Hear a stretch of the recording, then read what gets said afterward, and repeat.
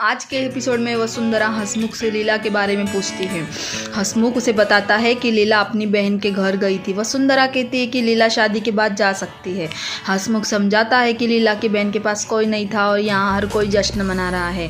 आर्यन शादी शुरू करने के लिए कहता है। उसे पेट में दर्द महसूस होता है लेकिन वह उसे नियंत्रित करने का फैसला करता है। राघव राही से कहता है कि वह गलत नहीं है। राही कहती है कि वह अभी सही नहीं है। प्रार्थना अपनी ड्रेस ठीक करने का फैसला करती है। अनुपमा प्रार्थना को किंजल के कमरे में जाने के लिए कहती है।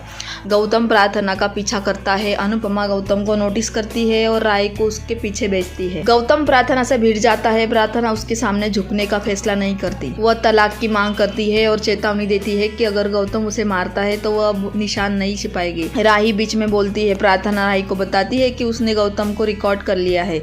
इस बीच आर्यन के दोस्त उसे दवा देने के लिए कहते हैं। आर्यन मना कर देता है जैसा कि उसने माही से वादा किया था।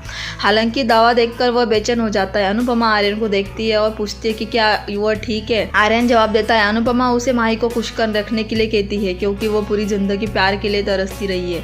वह आर्यन से यह भी कहती है कि अगर माही कभी गलती करती तो उसे माफ कर दे। आर्यन अनुपमा को आश्वासन देता है कि वह हमेशा माही को खुश रखेगा। वह उसे आशीर्वाद देती है। आर्यन दवा देखकर चौंक जाता है और बेचैन हो जाता है। राघव को दवा का पैकेट मिलता है और वह चौंक जाता है। राही प्रार्थना को अकेले कहीं न जाने देने की सलाह देती है। वह उसे या प्रेम को सुरक्षित रखने के लिए कहती है।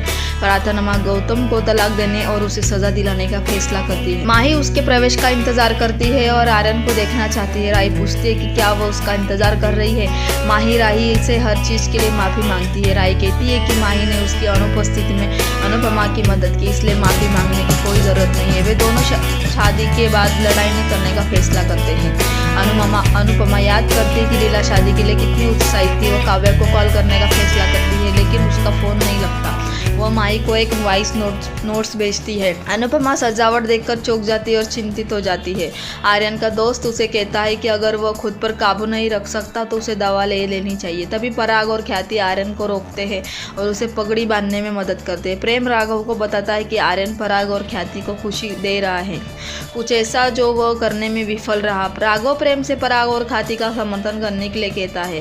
प्रार्थना अपना फोन चार्ज पर लगाती है। गौतम को उसका फोन मिल जाता है। दूसरी तरफ अनुपमा माही की खुशी के बारे में चिंता करती है और भगवान से प्रार्थना करती है। माला बदलने की रस्म के दौरान माही और आर्यन एक शरारत करते हैं। अपनी पहली रस्म के बाद दोनों खुश है। गौतम को प्रार्थना के फोन पर वीडियो मिलते हैं और उसे शक होता है। उसे प्रार्थना की मंशा का एहसास होता है और उसे शक होता है कि अनुपमा ने उसे रिकॉर्ड करने के लिए कहा होगा।